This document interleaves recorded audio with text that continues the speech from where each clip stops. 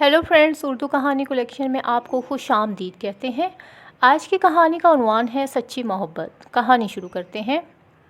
कुछ वाक़यात पढ़ के इंसान के जहन पर एक गहरा असर होता है। ऐसा ही एक वाक़या आज किसी अरबी अखबार में पढ़कर हुआ।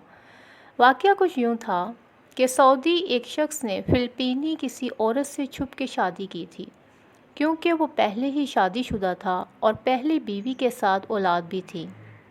जब इस शख्स को बीमारी लाहिक हुई तो इसने अपने पहले बीवी के साथ जो औलाद थी इनको वसीयत के लिए जमा किया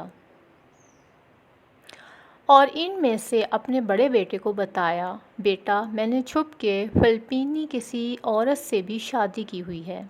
मेरे बाद इनका भी ख्याल रखना और वरासत में इनको भी हक़ देना, और साथ ही इनका मुकम्मल पता भी दिया जहाँ वो रहती थी।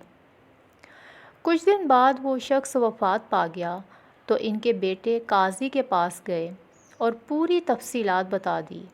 काज़ी ने फ़ैसला रुकवा दिया और हुक्म दिया फ़िलिपीनी औरत को भी यहाँ पेश करें।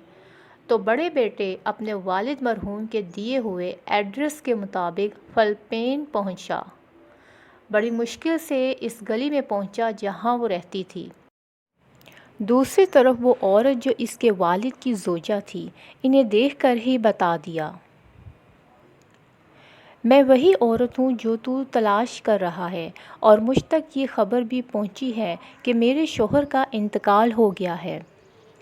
तो बेटे ने भी सारी तफसीलात बता दी और इनको सऊदीया की तरफ सफ़र के लिए कायल किया और अपनी दूसरी माँ को लेकर सऊदी पहुँच गए और सीधा काजी के पास गए। तो इस औरत के हिस्से में 8 लाख रियाल आया, जो हिंदुस्तानी रुपयों में तकरीबन 1.5 करोड़ के लगभग बनते हैं।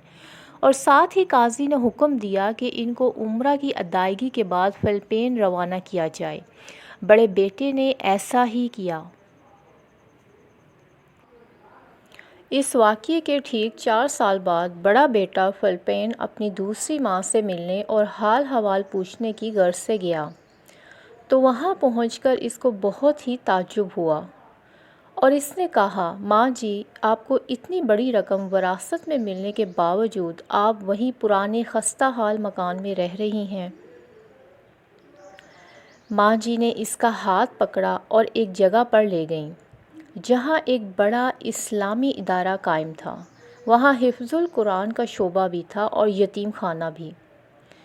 माँ जी ने कहा, बेटा, सर उठाकर इदारे के बोर्ड की तरफ देखना। बोर्ड देखकर बेटे की आंखों में आंसू उमड़ आया, क्योंकि बोर्ड पर इनके वालिद का नाम लिखा हुआ था। इस नेक सिफ्त औरत ने कहा, मैंने ये इदारा अपने वरासत के पैसे से बनाया है और अपने शोहर के नाम पर वक्फ़ किया है, ताकि इसको इस इदारे की वजह से सवाब मिलता रहे।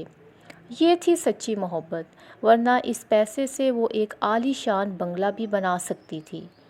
पर उन्होंने सोचा कि मोहब्बत के मुकाबले में आलीशान बंगले की क्या हैसियत, बंगला तो आर्जी चीज़ है। अलबत्ता ये इस्लामी इदारा इनको और इनके शोहर को आखिरत में काम आएगा।